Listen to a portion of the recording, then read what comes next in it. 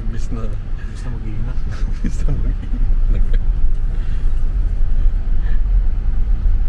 Sa dami na kasi ng Fast and the Furious, di mo na alam kung alin dun yung mga kung alin sa mga yun. Doon na sila tumanda eh, no? Oo. Ang pangit lang sa kanya, naging fantasy na yun. Sci-fi na siya eh. Sci-fi fantasy. Mula sa pagiging police drama.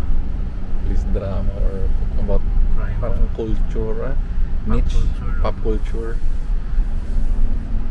Sci-fi yan. Pero sci-fi yan eh, fantasy yun. Pero di mo rin masisisi kasi yun ang benta eh. Kasi syempre nag-iisip sila ng anong bago.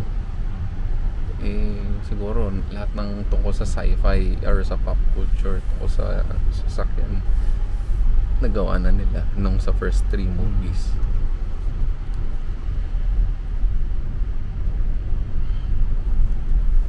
Habang nagdadrive pa dito, baka tugtog na dahil sa Kuduro.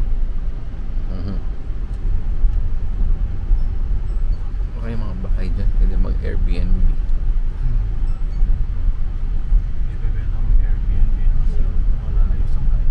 May yate doon sa dadaanan natin. May yate. Ganda.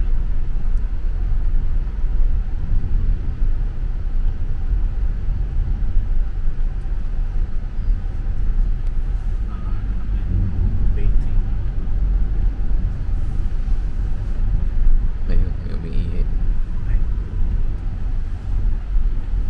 Cottage. Big A cottage. Hugom na kasi ito. Boracay pa na to eh. Pero may maganda dito. Mag-date. Aqua Verde. Aqua Verde. Meron mga ano din, mga parang mini cottage na may ano siya. Grabe. Tarik. Kailangan na ba ng sports mode na dito sa off-road like our rally course. Maghanap.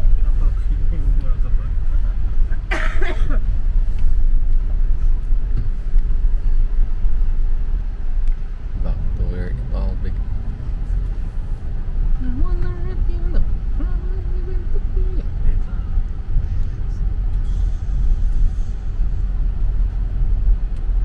That's the Victoria House. Change. Oh. Pataas ah. Ayan.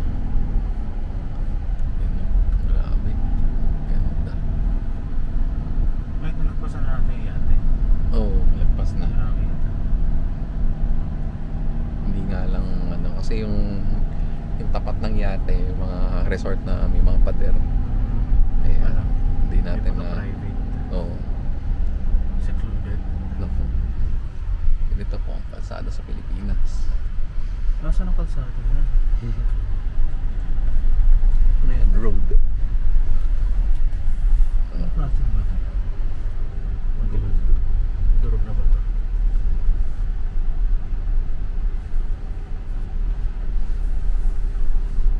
Ganda ano?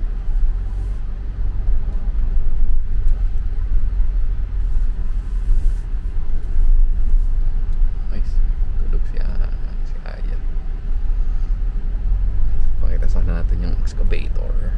Hindi na siya masyadong excited sa excavator. Ay, hindi na. Outgrown. Dati nga, sa Jollibee siya nagsisigaw. Ano sinisigaw? Excavator, gano'n? Excavator!